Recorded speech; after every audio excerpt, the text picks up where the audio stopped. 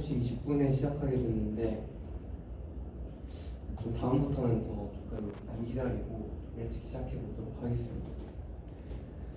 그리고 제가 지난주에 많은까지는 아니고 지난주에 좀 생각을 했어요. 왜냐하면 지난주에 설명을 하다가 아니 이게 이 사람들이 좀 이해를 하고 있는 건지 잘 모르겠더라고요. 그리고 그래도 이제 처음 보시는 거면 좀 생소하고 어려울 수도 있겠다 싶어가지고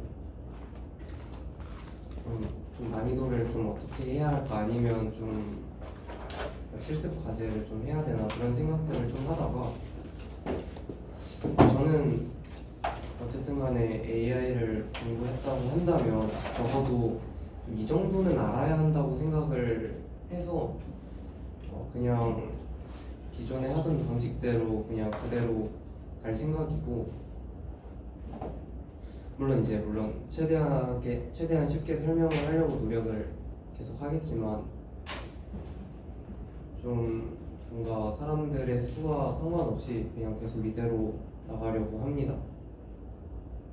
그리고 저희 동아리에서 스터디 좀 지원을 해준다고 하더라고요. 그래서 10명 이상이면 저희가 올해의 스터디 중에 이번 학기의 스터디 중에 가장 최대 규모로 시작을 했거든요. 그래서 저도 그렇게 하려고 하고, 그리고 저희가 스터디가 10명이 넘으면 10만 원 정도를 지원을 해줘가지고 아마 다음 주쯤에 아니면 다다음 주 중간고사 그 시험 기간 전에 한번 한 6시쯤에 오후 6시쯤에 좀 같이 밥을 먹으면 어떨까 생각이 들고, 물론 꼭 오실 필요는 없어요. 하지만 저희 지원 받은 금액으로 하니까 한 인당 1만 원 정도 싸게 먹을 수 있으니까 그런 자리를 한번 마련해 보려고 하고, 네, 와주셔서 감사합니다.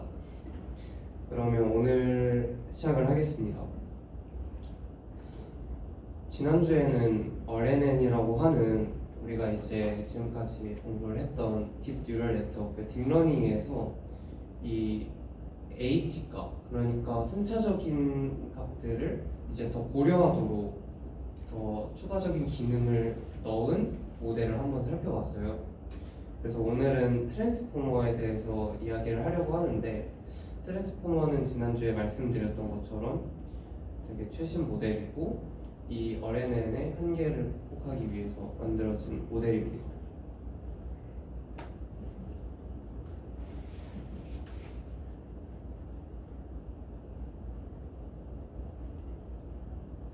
네, 그래서 이 RNN이라고 하는 이제 저번 주에 했었던 내용은 되게 여러 가지의 수행을 할 수 있지만 그 중에 하나는 음악 생성에서도 많이 쓰입니다. 그래서 뭐 예를 들어서 되게 유명했던 그런 작곡가가 음악을 완성하지 못하고 생을 마감한 경우에 그 뒤에 음악을 또 생성을 해가지고 그 작곡가가 만든 것처럼 이렇게 뒤에 이제 다음 단어를 예측하는 것처럼 다음에 어떤 이제 노래가 더 덧붙여져야 되는지도 RNN으로 구현을 할 수가 있습니다. 왜냐하면 우리가 생각하는 노래들 같은 경우에서도 순차적으로 데이터가 형성이 되어 있기 때문에 이 RNN을 사용을 이제 많이 했다고 합니다. 그래서 이제 맨 밑에 적혀 있는 것처럼 음표의 과거 기록을 바탕으로 이 시퀀스에서 가장 가능성이 높은 다음 음표를 예측하기 때문에 이 RNN이라는 게 쓰인다고 하고요. 그리고 어떤 문장이나 어떤 글을 주고 이 글의 이제 사용자의 이 감정을 한번 예측해 보고 싶다라고 하는 것도 이 글이라고 하는 게 문장에 계속 이제 순차적으로 문장이 나열되어 있다 보니까 이런 거에도 이제 쓰입니다. 그래서 지금 이 글쓴이가 지금 행복해하는구나 아니면 슬퍼하는구나 이런 것들을 예측할 때도 쓰일 수 있고요.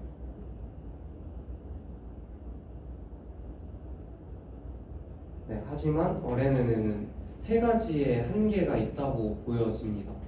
첫 번째는 인코딩 이제 바틀넥이라고 하는 건데 이게 뭐냐면 지금 이 우리의 RNN의 구조를 보면 지금 왼쪽에 이 구조처럼 이 어떤 블록을 생성을 해가지고 계산을 한 다음에 그 또 어떠한 블록을 다음 블록한테 이제 넘겨주고 그럼 거기서 또 계산을 하고 또 다음 블록으로 넘겨줘가지고 계산을 하고 이런 식으로 순차적으로 계산이 되고 있는데 이게 고정된 길이의 벡터를 넘겨주거든요. 그렇기 때문에 굉장히 다양한 그런 표현을 하기가 어려울 수 있어요.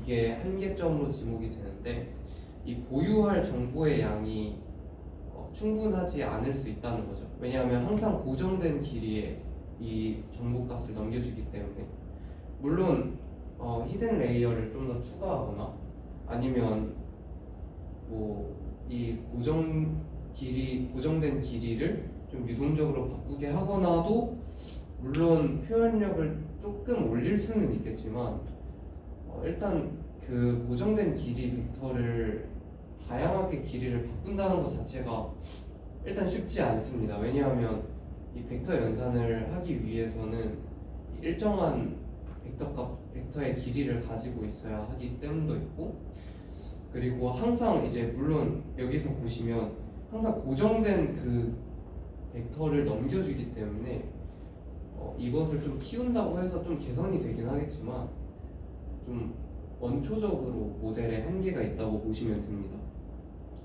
그리고 제가 저번에도 설명드렸듯이 두 번째, 세 번째는 일단 두 번째는 이게 병렬 연산이 안 돼요. 순차적으로 계산을 해야 되기 때문에 굉장히 시간이 오래 걸린다는 그런 문제가 있고 그리고 세 번째로 굉장히 긴 문장에서 앞을 까먹는 문제가 있습니다. 그래서 되게 뭔가 음악 예측 이런 것도 한번 생성을 RNN으로 해보면 처음에는 잘하겠지만 좀 시간이 좀 오래 걸리는 거를 노래를 생성한다고 하면 앞에 것을 이제 기억하지 못하기 때문에 점점 산으로 간다는 거죠. 그래서 이런 긴 흐름의 어떤 예측을 위해서는 좀 장기 기억을 못하기 때문에 한계가 있다고 지목이 됩니다.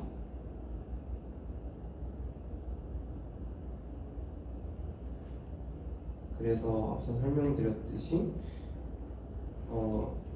현재 RNN은 여기 오른쪽 이제 구조도처럼 이렇게 형성이 되어 있고 왼쪽에 이런 제한들이 있었어요. 그래서 우리는 어떤 역량을 원하냐면 첫 번째는 이 고정된 길이의 벡터잖아요. 그렇기 때문에 그게 아니라 뭔가 계속 컨티뉴어스 했으면 좋겠다. 계속 이렇게 좀 유동적으로 좀 바뀔 수 있었으면 좋겠다라는 게 첫 번째의 디자이어드고요. 두 번째는 이게 순차적인 계산만 됐는데 뭔가 병렬화로 처리가 됐으면 좋겠다.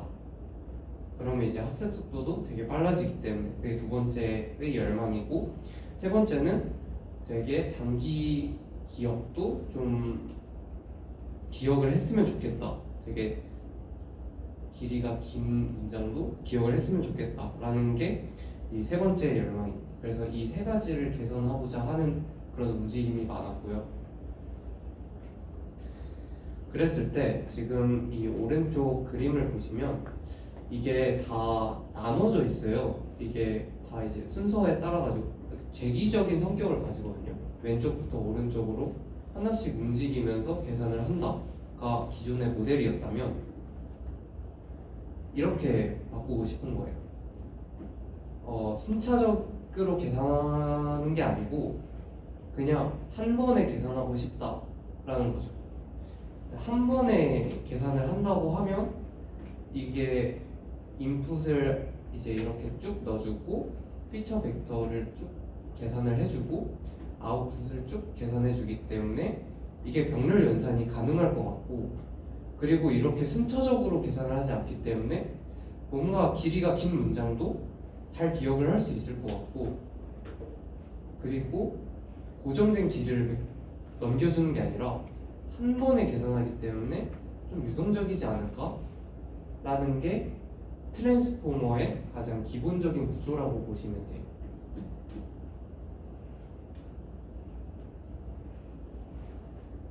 그랬을 때 이제 이 모델의 특징을 보면 먼저 제귀라는 게 필요가 없습니다. 순차적으로 계산해 주는 게 필요가 없고, 하지만 확장 가능하지 않다는 문제도 있을 수 있어요.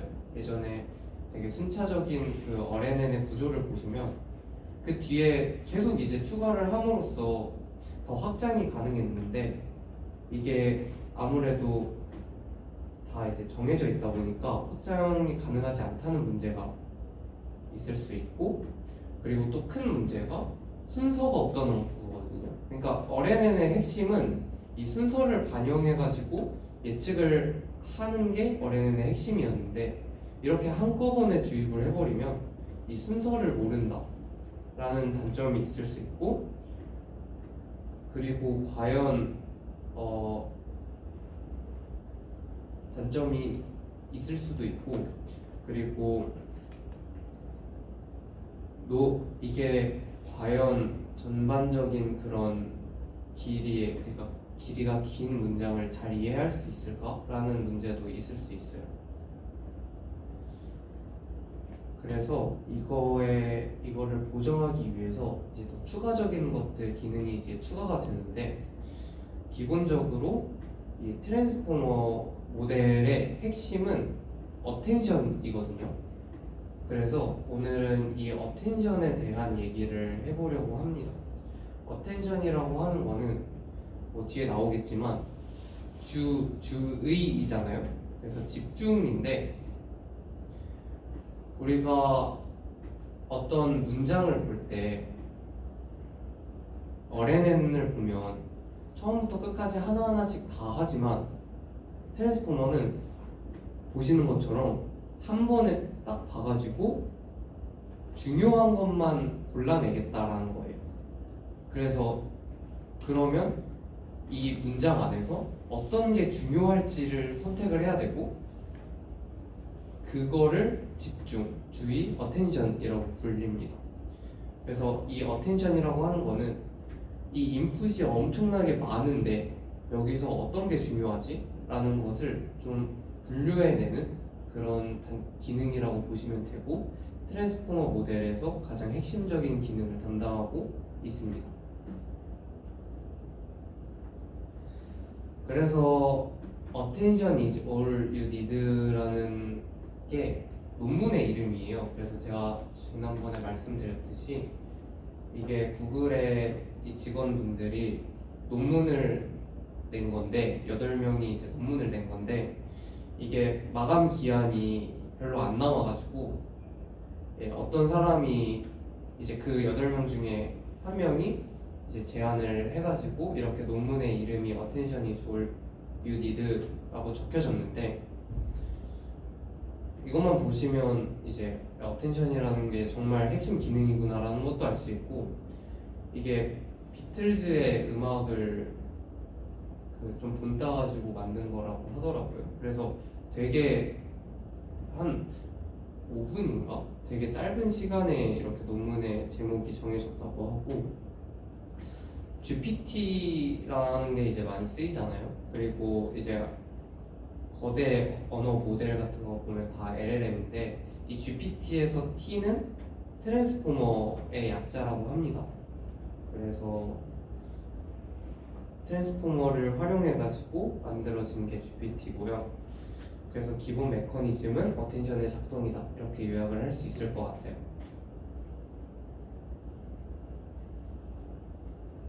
그래서 이 어텐션에 대한 얘기를 하고 싶은 거예요. 우리가 좀 인간의 직관을 보면 딱 이 그림을 보고 뭐가 중요한지 바로 알 수 있잖아요. 딱 봐도 이 왼쪽에 이 아이언맨이 가장 핵심적인 이 중요한 것을 담당한다고 알 수 있는데, RNN을 통해 가지고 또는 다른 딥러닝 모델을 활용해 가지고 이 이미지를 분석한다면 여기 있는 화살표처럼 순차적으로 다 볼 거예요. 이렇게 위에서부터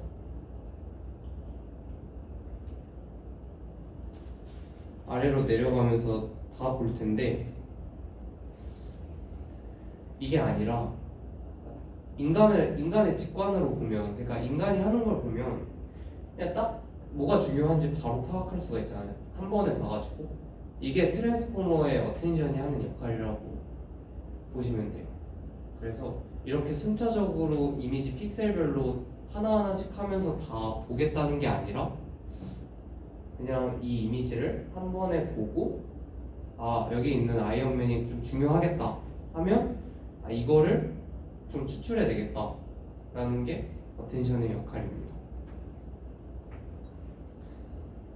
그래서 왼쪽에 제가 써놓은 것을 보시면, 인간은 이제 이 입력에 대해서 자동으로 확대하고 중요한 것을 자동으로 바로바로 골라내는 능력을 좀 본따가지고 만들었다고 보시면 돼요. 그래서 이 어텐션이라고 하는 거는 두 가지 단계로 구성이 되는데, 첫 번째는 어떤 거에 주목할지예요. 제가 지금까지 설명드렸듯이 좀 어떤 거에 주목하면 좋을까라는 게 첫 번째 단계고, 두 번째 단계는 그러면 우리가 그 주목한 거 내에서 특징을 추출하고 싶다라는 거예요. 아, 이 아이언맨은 이렇게 생겼다, 이런 특징을 추출하고 싶다. 그래서 이거는 좀 이따가 더 자세하게 설명을 드릴게요. 그래서 어텐션은 두 가지 단계로 구성이 되어 있습니다. 그래서 어텐션이라는 거에 대해서 생각하기 위해서는 우리가 이제 뭐 인터넷에 서치하는 거에 좀 비슷하게 설명을 드릴 수 있을 것 같아요. 그래서 이 어텐션이 뭔지에 대해서 좀 감각적으로 좀 알 수 있는 예시인데, 우리가 만약에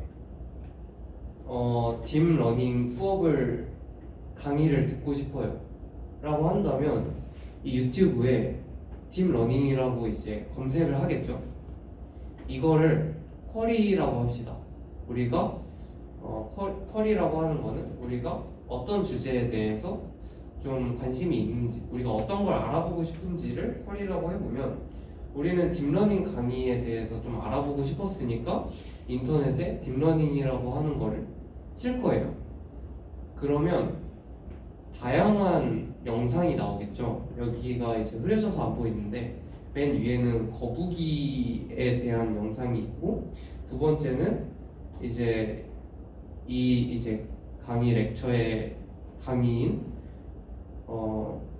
이 지금 딥러닝 수업에 대한 영상이 있고, 마지막 맨 밑에는 이 농구에 대한 이제 영상이 있는데, 이거를 키라고 합시다. 그러면 이 키는 어떠한 뭔가 태그라고 보시면 되는데,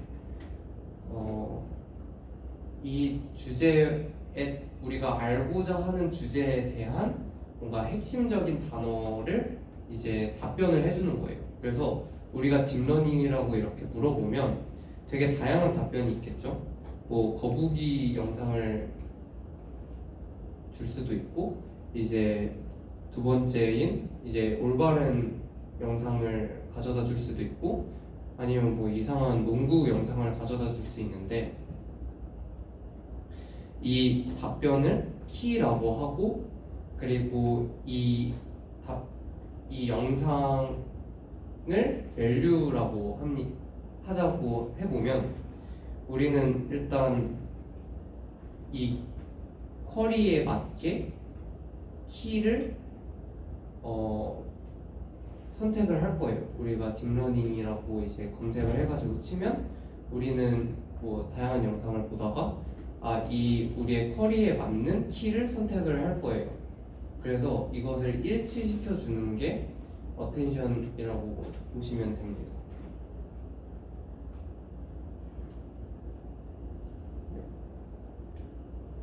그래서 제가 그 어텐션이 두 가지 단계로 나눠진다고 했잖아요. 첫 번째는 우리가 어떤 거에 주목할지가 첫 번째였고, 두 번째는 그럼 우리가 주목한 거에 대해서 특징을 추출해내고 싶다가 두 번째, 이렇게 두 가지 단계로 구성이 됐는데, 그래서 우리는 첫 번째로 어떤 거에 주목할지에 대해서 쿼리로 이제 질문을 하고, 이 키, 우리가 이 다양한 것 중에 우리가 이 영상에 주목을 하겠다를 찾아낸 거고, 그리고 이제 이거를 이 영상을 누르면 이 영상의 내용이 나오잖아요. 밸류가 나오는데 이거를 이제 그 피처라고 하는 거예요. 그래서 이 어텐션의 두 가지 단계를 우리가 흔히 인터넷 서칭을 하고 영상을 보고 아니면 또는 콘텐츠를 클릭하고가 비슷한 방식이라고 할 수 있을 것 같아요.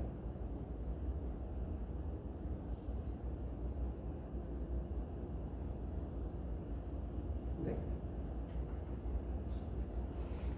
그랬을 때 이 트랜스포머 아까 구조를 보시면 인풋을 한 번에 다 넣어주잖아요.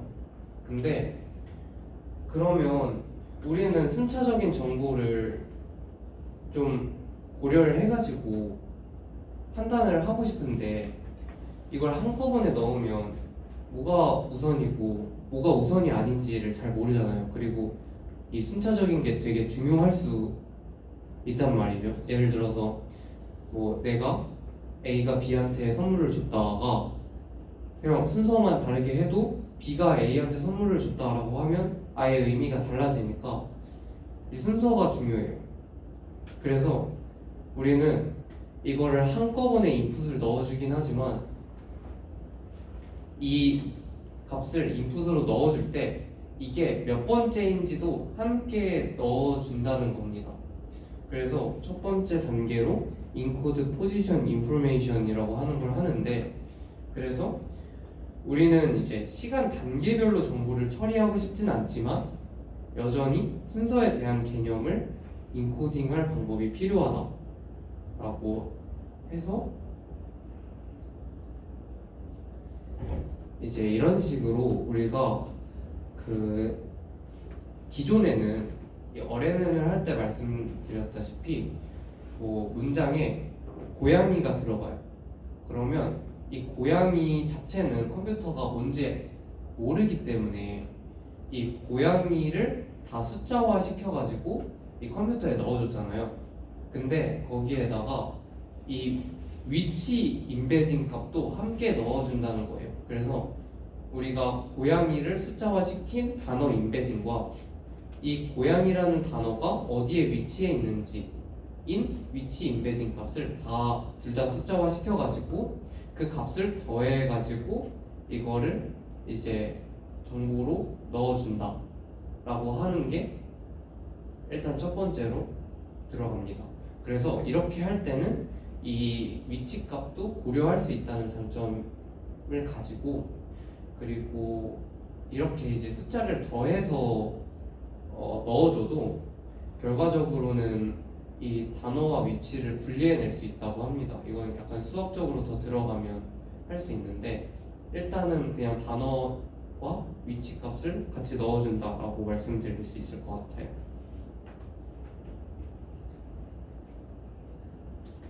그리고 우리가 이제 그렇게 이제 포지션 값도 다 넣어준 다음에 지금까지 말씀드렸던 이 쿼리 그리고 키, 밸류 값을 이제 활용을 하는데 이게 되게 복잡해 보일 수 있는데 그냥 다 다른 네트워크라고 생각하시면 돼요.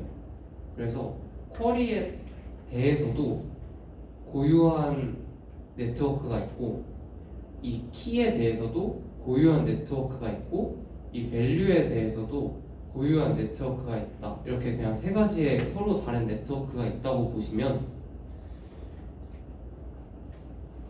그리고 그 쿼리 키 밸류에 대해서도 한 번 더 설명을 드리면 쿼리는 뭐 예를 들어서 고양이가 될 수 있겠죠. 나 고양이에 대한 정보를 찾아보고 싶다고 한다면 고양이가 쿼리가 될 것이고, 그러면 뭐 예를 들어서 고양이에 대한 다양한 책이 있을 수 있는데 뭐 어떤 책은 고양이를 30% 비중으로 다루고 강아지를 70% 비중으로 다루는 책이 있다고 한다면 그 책의 키는 고양이 30%, 강아지 70% 이렇게 표현을 할 수 있고, 그리고 value는 그냥 책의 전체적인 내용이라고 할 수 있어요.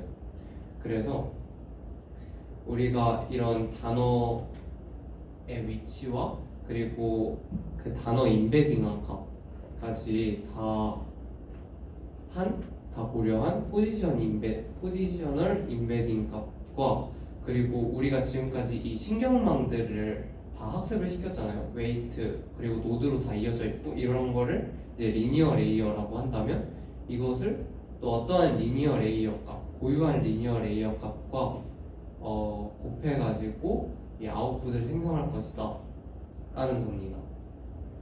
그래서 그냥 단순하게 이해하셔도 지금은 될 것 같아요. 그냥 Q랑 키랑 퀄이랑 키랑 밸류라는 게 있고, 그리고 그냥 각각의 네트워크로 이제 독립적으로 네트워크를 구성을 한 다음에 우리가 이제 딥러닝 할 때도 처음에는 가중치를 다 초기화를 해줬잖아요. 무작위 값으로.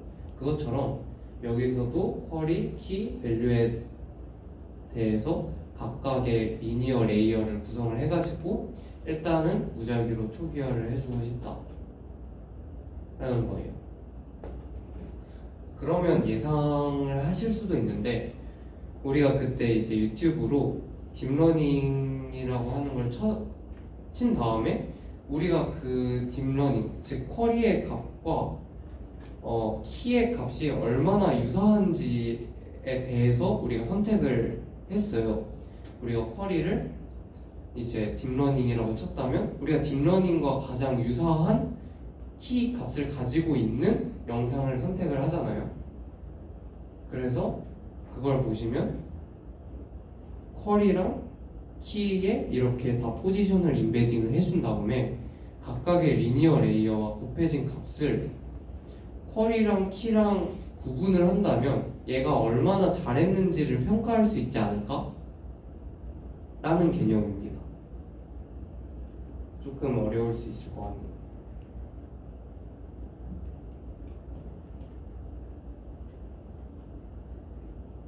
그래서 제가 앞서 설명드렸던 것처럼 이 쿼리 값과 키 값과 밸류 값을 각각 생성을 했거든요. 그렇다면 이제 우리는 이 쿼리를 딥러닝을 우리가 유튜브에 입력을 했는데 갑자기 거북이 영상이 나오면 얘가 잘 못 생성을 한 거잖아요. 잘 예측을 못했다는 건데, 그래서 이 쿼리 값과 키 값의 유사도를 통해서 우리가 모델이 좀 잘 예측을 했는지 못했는지를 알 수가 있어요. 그래서 이거는 단순히 우리가 지금까지 다 이게 벡터의 연산으로 다 계산이 되다 보니까 다 이제 힘과 방향을 가지고 있는 벡터들로 표현을 할 수가 있는데, 그러면 이제 여기 있는 이 화살표 두 개처럼 나타낼 수가 있습니다. 그러면 우리가 내적이라고 하는 닷 프로덕트를 통해서 유사한지 안 유사한지를 살펴볼 수가 있어요. 왜냐하면 닷 프로덕트에 대해서 설명을 드리면 제가 왼쪽 아래에 이제 수식과 그림을 이제 나타냈는데 이 수식을 보시면 닷 프로덕트라고 하는 내적을 보시면 코사인 세타라고 있거든요. 그러니까 이 A 벡터와 B 벡터의 이 각도 차이를 세타라고 했을 때 이 코사인 세타가 있는데, 만약에 이 쿼리하고 키하고 정말 유사해요. 그러면 세타가 작겠죠. 그러면 이 내적의 결과가 클 거예요.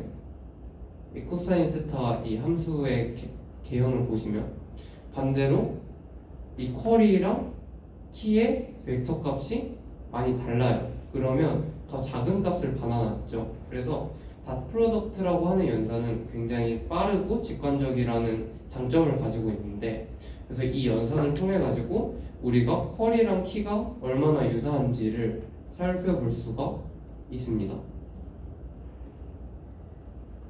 그래서 이렇게 평가를 할 수 있어요. 이거를 attention score라고 한다고 합니다.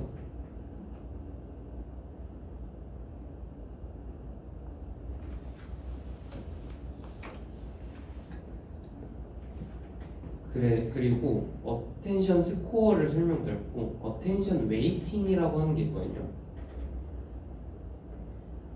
조금 복잡해 보일 수도 있는데 이게 문장이 He tossed the tennis ball to serve.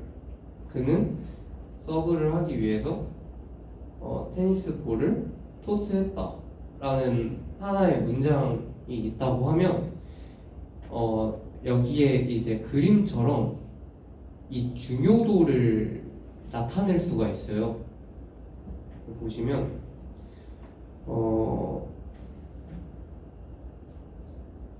여기 이 그림에서 여기 보시면 토스랑 볼이잖아요. 그래서 토스랑 볼은 어느 정도의 유사성을 가지고 있다. 그리고 여기도 서브랑 테니스 이렇게 서브라는 단어와 테니스라는 이 단어는 유사성이 있다. 이렇게 나타낼 수가 있습니다.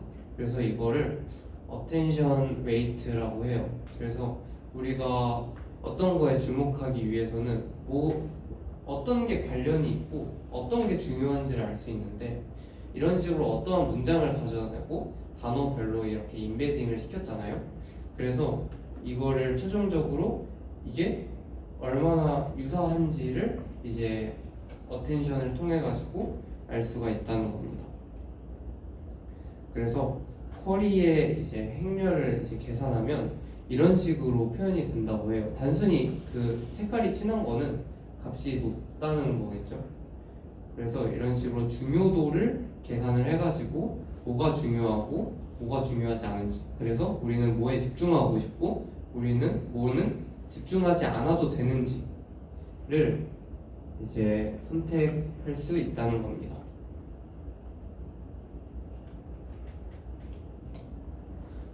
그래서 더 관련이 크다면 더 큰 가중치를 부여할 수 있겠죠.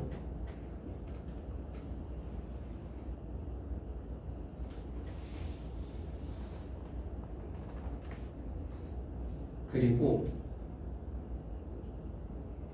이제 value라는 게 나오는데, 이따 지금 약간 복잡할 수 있는데 이따 전체적인 구조도가 나올 거거든요.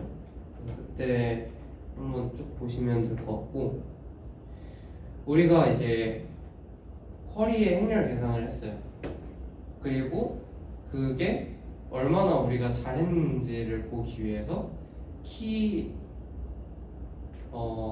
이제 키의 이제 행렬 연산과 비교를 해가지고 얼마나 얘가 잘했는지 못했는지를 판단할 수 있고, 그게 어텐션의 첫 번째 단계예요. 한 번만 더 말씀드리면 어텐션은 두 가지 단계로 나뉘었다고 했잖아요. 그래서 그 키랑 쿼리의 유사도를 이제 판단하는 과정이 우리가 뭐에 주목할지고, 지금은 그 두 번째 단계인, 그러면 우리가 어떤 거에 주목할지 알게 된다면 그 다음은 이제 그 우리가 주목한 것에서 값을 추출해내야 되잖아요. 우리가 원하는 값을. 그래서 그 과정이 이제 value 값과 이 attention weighting을 곱해줌으로써, 이 attention weighting은 단순히 우리가 어떤 거에 주목할지에 대한 정보만 가지고 있다 보니까 우리가 앞서서 이제 말씀드렸던 그 value 값, 책의 전체적인 내용 또는 이 유튜브 영상의 전체적인 내용과의 곱을 통해 가지고 이 아웃풋을 최종적으로 산출할 수 있다라는 겁니다.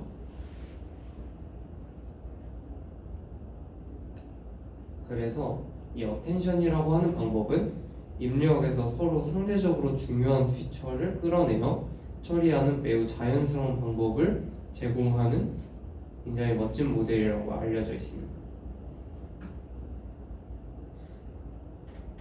네, 그래서 이런 식으로 제가 말씀드렸던 거를 이제 구조화 시킬 수 있을 것 같아요. 처음에 우리가 리니어, 이 쿼리에 대한 이 레이어와 키에 대한 레이어 그리고 밸류에 대한 레이어를 각각 이제 생성을 했고 각각 이제 곱해줌으로써 만들어낼 수 있었습니다. 그리고 이 쿼리와 키에 대해서 먼저 내적을 해줌으로써 이 유사도를 평가를 한 다음에 스케일이라고 하는데 이게 얼마나 중요한지에 대해서 그냥 압축을 시켜준 거예요. 0부터 1 사이에서 압축을 시켜주는 겁니다.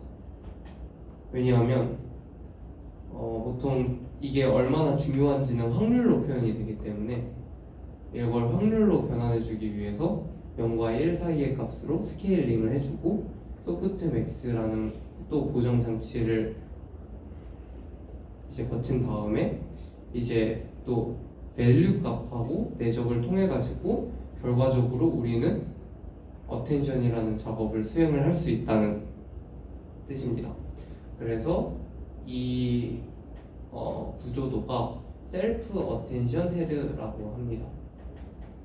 그래서 트랜스포머의 이제 중요한 기능이라고 말씀을 드렸는데 일단 어텐션을 직접 스스로 하기 때문에 셀프 어텐션이고 헤드라는 게 붙은 이유는 이제 어떤 게 중요한지 선택하고 그리고 그거를 이제 주목을 하는 과정이 보통 어떤 모델에 있어서 초기 단계에 이루어지거든요. 처음에 딱 문장을 보고 바로 이제 이 작업을 수행을 하기 때문에 헤드라는 이제 단어가 붙었습니다.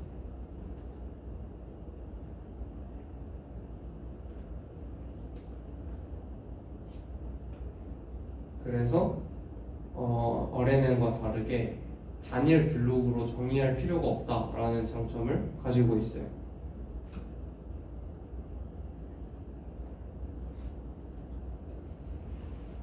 그래서 이 그림을 딱 보시면 알게 될 거예요. 우리가 첫 번째 단계였던 뭐를 주목할까가 이 왼쪽에 이제 첫 번째 그림이죠. 우리가 어떤 거에 주목할지에 대해서만 일단 어텐션 웨이팅이라는 걸 통해 가지고 골라냈고, 그러면 우리가 어느 부분에 주목할지는 아는데 그 주목한 게 뭔지 모르잖아요. 그래서 그거를 밸류의 값을 가져와 가지고 우리가 그 주목하기로 한 것과 그 주목한 내용을 더해 가지고 이 아웃풋을 생성을 한다면 우리가 어떤 거에 주목할지 한 번에 알 수 있다는 장점을 가질 수 있습니다. 그래서 이런 식으로 수행을 한다고 보시면 돼요.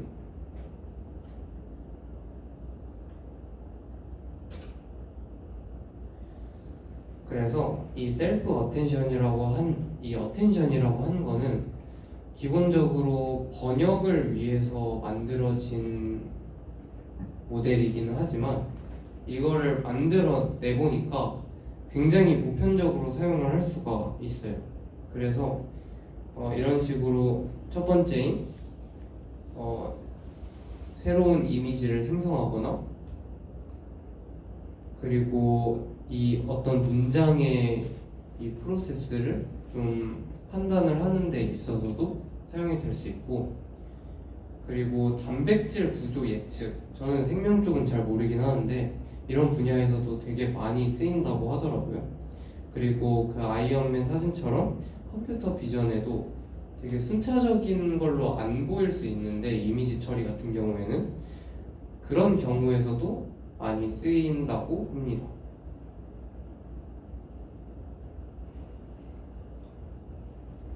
그래서 정리를 하면 첫 번째로 RNN은 순차적인 것을 반영하기 위해서 딥 뉴럴 네트워크를 이제 개조를 한 버전이다 라는 것을 소개해 드렸고요. 그래서 이 RNN이라고 하는 구조는 재귀적 성격의 구조를 가지고 있습니다. 첫 번째부터 끝까지 같은 과정을 계속 반복을 하기 때문에 재귀적 성격을 가지고 있고, RNN을 학습시키기 위해서는 역전파 알고리즘을 통해 가지고 뒤에서부터 앞으로 이제 계산을 하면서 이 가중치를 초기화해주고 가중치를 이제 업데이트해 나가는 그런 과정을 가지고 있고, 그리고 이 RNN이라고 하는 모델은 음악 생성 그리고 뭐 분류 같은 거 이제 이미지에서도 이제 쓸 수 있다 보니까 분류에서도 이제 쓸 수 있고, 뭐 기계 이제 번역에도 이제 쓸 수 있고 더 많이 쓸 수 있다. 그리고 다섯 번째로 셀프 어텐션이라는 이 모델은 이 재귀 없이 순차적인 것을 처리할 수 있는 모델이고, 그래서 이 셀프 어텐션이라고 하는 이 구조는 많은 이제 거대 언어 모델에 기반이 된다고 합니다. 네, 이렇게 요약을 할 수 있을 것 같고, 저희가 그래서 지금까지 딥 뉴럴 네트 DNN도 알아봤고, 그리고 RNN도 알아봤고, 트랜스포머도 알아봤으니까 이제 남은 게 CNN이라고 하는 게 있거든요. 커넥티드 뉴럴 네트워크인데, 오늘은 커넥티드 뉴럴 네트워크에 대해서 그냥 간단하게 소개만 해드리는 시간을 가지고 다음 시간에 이 CNN에 대해서 조금 더 구체적으로 말씀을 드리는 그런 시간이 될 것 같아요. 네, 그래서 CNN 이 세 번째 렉처는 이제 CNN에 관한 렉처입니다. 그래서 컴퓨터에 인간의 시력과 감각 능력을 부여하는 방법, 그냥 컴퓨터 비전이라고 보시면 돼요. 제가 앞서 설명드렸듯이 트랜스포머라고 하는 게 이미지 처리에 또 쓰일 수 있지만, 전통적으로는 물론 이제 전통적인 그런 분야가 아니지만 딥러닝이라고 하는 게, 근데 이제 CNN이라고 하는 게 그래도 계속 쓰여왔던 방법이고, 컴퓨터 비전, 즉 우리가 어떤 것을 보는 것, 그것을 해석하고 그리고 예측하고 그런 데에 CNN이 쓰인다고 보시면 됩니다. 그래서 인간은 어떤 걸 보면 이제 바로 이제 이게 지금 내가 보고 있는 게 어떤 거구나 라는 것을 바로 알 수 있지만, 그것뿐만 아니라 우리가 어떤 걸 보는 걸 통해 가지고 감정 같은 것도 생각해 볼 수 있고, 그 사람의 표정 이런 것도 알 수 있고, 그리고 내가 보고 있는 장면에 대한 해석도 할 수 있고, 뭐 탐색도 할 수 있고, 내가 원하는 대로 조작도 할 수 있고, 그러니까 정말 많은 것들을 담당한다고 합니다. 시력이라는 게 단순히 보는 게 아니라.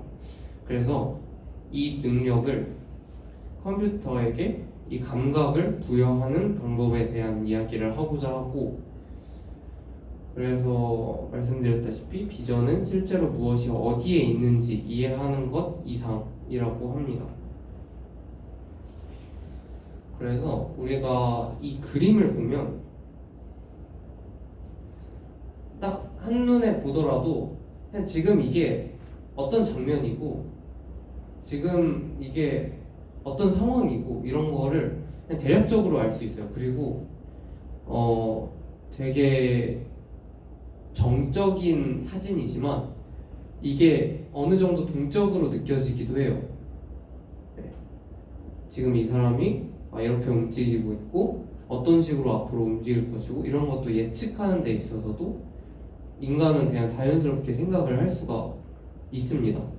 그리고 지금 되게 이 신호등 같은 경우도 그림 전체적으로 봤을 때, 사진 전체적으로 봤을 때는 굉장히 일부이지만 인간은 앞서 설명드렸다시피 어떤 게 중요한지에 대해서 바로 인지를 할 수 있기 때문에 아 지금이 빨간불이구나 이런 것도 알 수가 있고 아 지금은 차가 멈춰 있겠구나 아 지금 사람이 움직이고 있구나 같은 것도 이 정적인 사진에서 예측을 하고 해석을 할 수가 있습니다. 중요한 피처를 바로 뽑아낼 수도 있고요.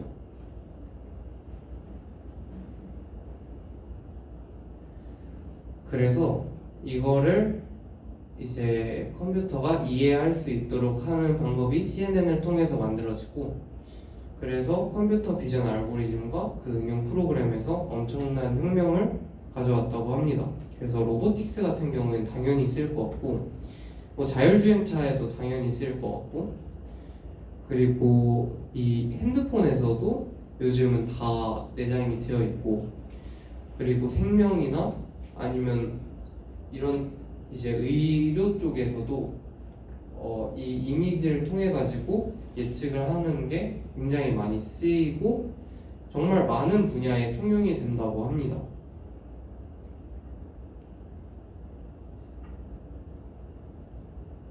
그래서 만약에 우리가 이 사진을 통해 가지고 컴퓨터가 만약에 이해를 한다고 하면 일단 얼굴을 감지할 수 있을 거고 그리고 얼굴 특징을 이해할 수도 있어요. 그래서 아 지금 이 사진에서 아 이 사람이 몇 명 있구나 아 지금 사람이 어디 있구나 이런 것도 판단할 수 있을 것이고 아 이게 누구구나도 판단할 수 있을 거예요. 왜냐하면 사람마다 다 특징이 다르기 때문에 그래서 이렇게도 이제 임팩트를 가져왔다고 합니다.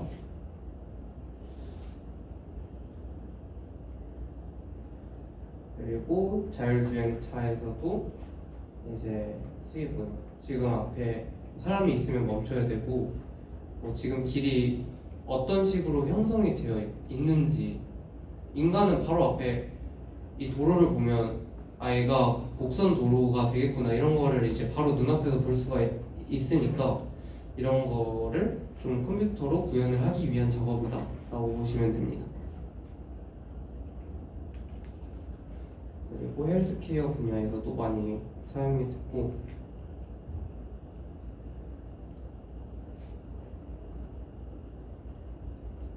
그래서 아마 이걸 마지막으로 설명드리지 않을까 싶은데 컴퓨터가 무엇을 보는지에 대해서 이야기를 드리려고 합니다.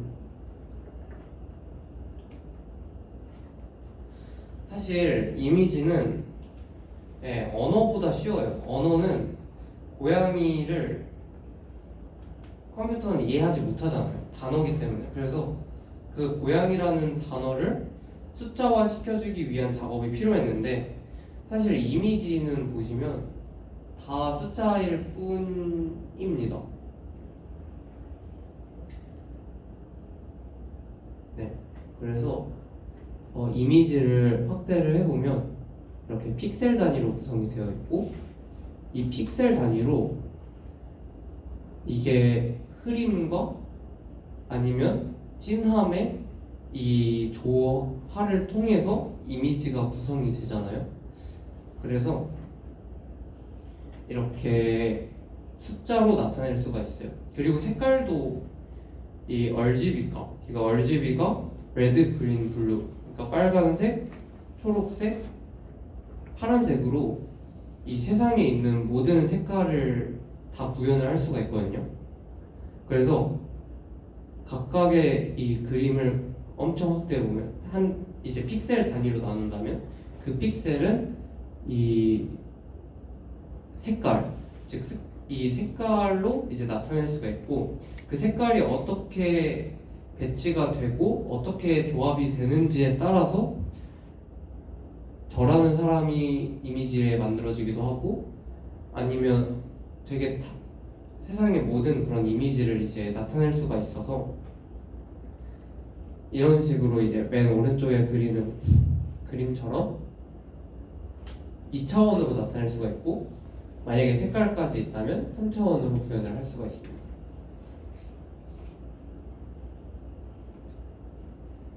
그렇기 때문에 우리는 이 픽셀 이제 단위로 이렇게 구현을 해가지고 잘 분류를 하는 모델을 만들어낸다면 우리가 이 분류를 잘 할 수 있다는 거죠. 그래서 이 왼쪽의 그림은 링컨의 이제 사진을 가져왔을 때 이거를 다 숫자화를 시켜준 다음에 어떠한 연산을 통해 가지고 그러면 이게 미국의 역대 대통령 중에 뭐 링컨일까요, 뭐 오바마일까요, 이런 다양한 이제 단어 중에 다양한 인물 중에 뭐 누구일지에 대해서 0부터 1까지의 이 숫자로 최종적으로 반환을 해준다는 겁니다. 그래서 이거는 되게 잘한 거죠. 링컨이 0.8, 이건 링컨이다 라고 이제 뭐 챗GPT라고 한다면 챗GPT가 이건 링컨이에요 라고 뱉어낼 거기 때문에 이건 굉장히 잘 구축이 되었다라고 보시면 됩니다. 그래서 제가 첫 번째 시간에 지도학습에 대해 설명을 드렸는데, 지도학습 생각해 보시면 집값 예측 있었잖아요. 근데 하나가 더 있어요. 지도학습에는 이 집값 예측처럼 연속적인 거, 그러니까 회귀라고 불리는 연속적인 값을 예측하는 게 하나가 있고요. 또 다른 거는 분류라고 하는 게 있거든요.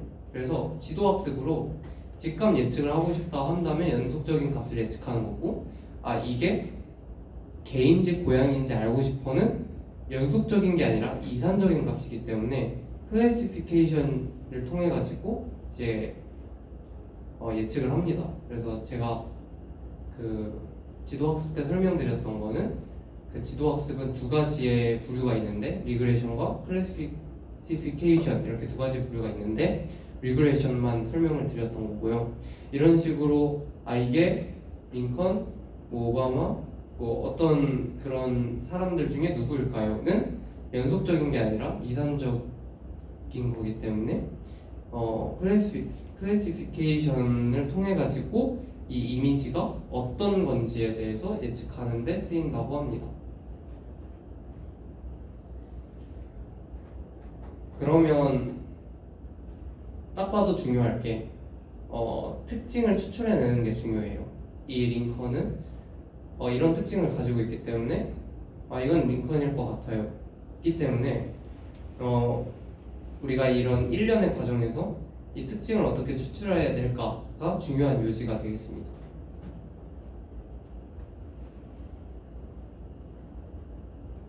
그래서 이 특징 감지를 하는 거는 굉장히 어렵지만 이 특징 감지라고 하는 거 자체는 제가 클래시피케이션이라고 했잖아요. 그러면 각각의 클래스별로 차이점이 있을 거 아니에요. 그거를 특징으로 설명할 수 있다는 거예요. 예를 들어서 오리가 있고 돼지가 있다면 특징은 무게가 조금 나간다.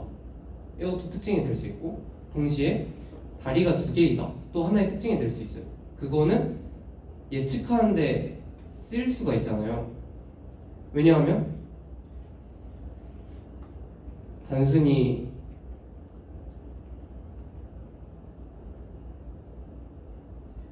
뭐 X축이 다리의 개수고 Y축이 얘 무게라면 오리는 뭐 예를 들어서 뭐 오리가 아니더라도 다 다리가 2개인 뭐 예를 들어서 뭐 닭이나 이런 거 보면 다 무게가 조금 나가니까 다 여기에 뭉쳐 있을 거예요. 반대로 돼지는 무게가 많이 나오고 다리가 4개니까 여기 다 뭉쳐 있을 거죠. 그렇기 때문에 새로운 그림이 들어왔을 때 물론 이제 무게는 그림으로만 판별할 수 없지만 우리가 어떤 새로운 정보를 받았을 때 무게가 이 정도고 다리가 이 정도인데? 라고 하면 얘는 이렇게 선을 그려가지고 구분을 할 수 있으니까 얘는 돼지인 것 같은데요? 이렇게 반응할 수 있다는 거죠. 그래서 제가 말하고 싶었던 건 뭐냐면 특징을 감지하는 것을 통해 가지고 각각의 클래스를 구별해낼 수 있기 때문에 우리가 새로운 정보를 받았을 때 얘는 특징이 이래. 그러면 얘는 그럼 이 클래스에 속하겠구나. 그러면 얘는 이거입니다. 이렇게 답변을 생성을 해낼 수가 있다는 거죠. 그랬을 때 가장 왼쪽의 사진을 보시면 인간 보면 뭐 코랑 눈이랑 입 뿐만 아니라 얼굴 형태가 어떤지 이런 게 특징이 될 수 있고, 자동차라면 뭐 바퀴 이런 것들이 또 특징이 될 수 있고, 뭐 집이라면 지금 이 문은 이렇게 되어 있고 창문은 이렇게 되어 있고 이런 것들이 특징이 될 수가 있어요. 그래서 어텐션도 두 가지 방법으로 두 가지 단계로 정의가 된다고 했는데, 이 클래시피케이션이라고 하는 것도 두 가지 프로세스가 있습니다. 첫 번째는 이 이미지에서 특징을 추출해야 돼요. 이게 첫 번째예요. 두 번째는 그럼 이 특징을 추출한 거 바탕으로 분류를 하고 예측을 해야 합니다. 그래서 이거를 이렇게 두 가지 단계로 구성이 된다고 보시면 됩니다.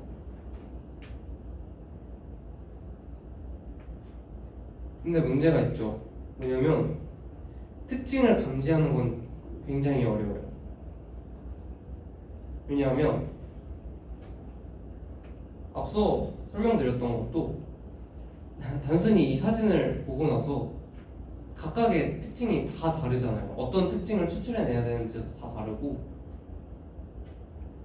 이것도 보시면 일단 뷰포인트 베리에이션가 어떻게 찍느냐에 따라서도 너무 많이 달라지고, 그리고 어떤 사진은 인간이 되게 크게 나오고 어떤 사진은 되게 작게 나오고, 이 스케일도 이 변폭이 클 것이고 이 명암 같은 것도 되게 달라질 수 있고, 그리고 똑같은 의자여도 되게 다양한 모형이 있을 수 있어요.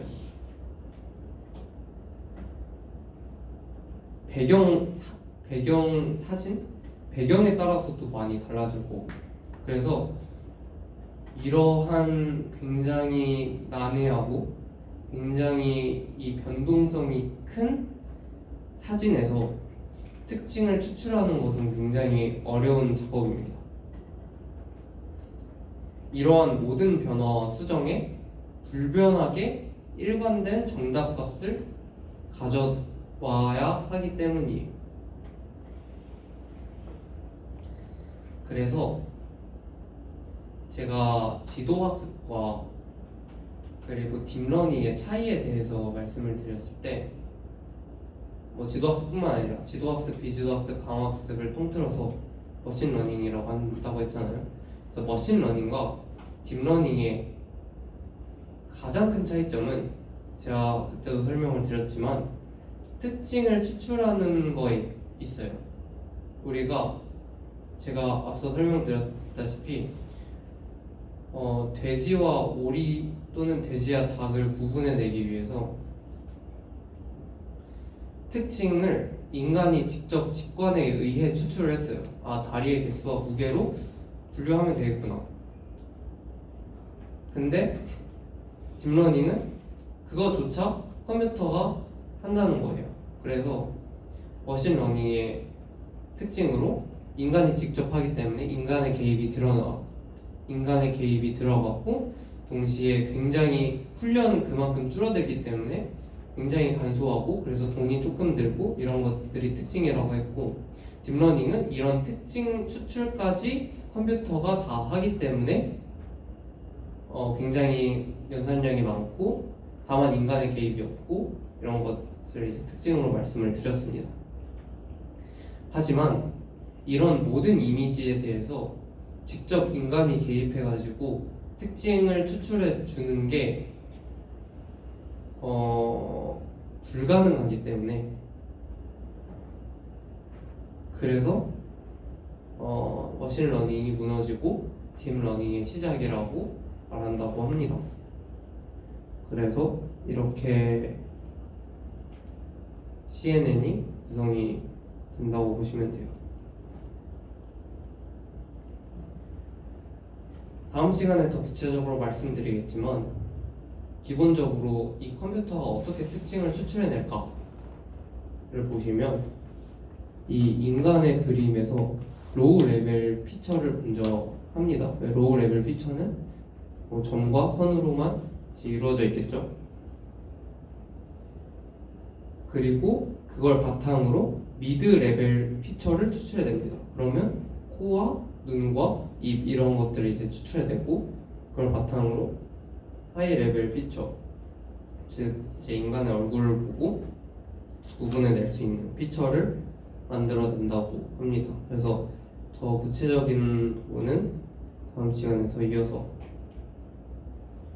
말씀드리도록 하겠습니다. 그래서 다음 시간에는 어떻게 이 비주얼 피처들을 학습시키는지, 그리고 이 CNN은 구체적으로 수학적으로 어떤 식으로 계산을 하고 어떤 구조로 형성이 되어 있고 어떻게 예측을 하는지에 대해서 더 구체적으로 설명을 드릴게요. 그래서 오늘은 여기까지 하겠습니다. 네, 감사합니다.